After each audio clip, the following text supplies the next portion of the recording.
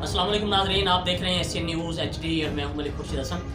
علاقائی خبروں میں رخ کر رہے ہیں اسلام آباد سے نمائندہ ایشین نیوز راجہ علیان یونس کی رپورٹ کے مطابق IG اسلام آباد کی ہدایت پر وفاقی پولیس نے سائیکل پیٹرولنگ یونٹ کا باقاعدہ آغاز کر دیا۔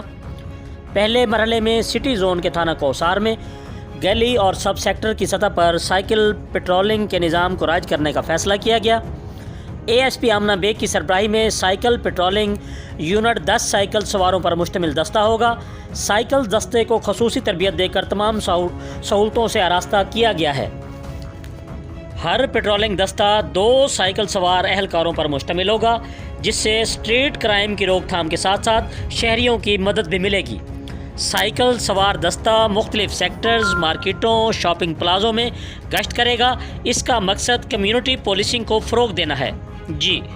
مزید خبروں سے باخبر رہنے کے لیے دیکھتے رہیے ایشین نیوز HD۔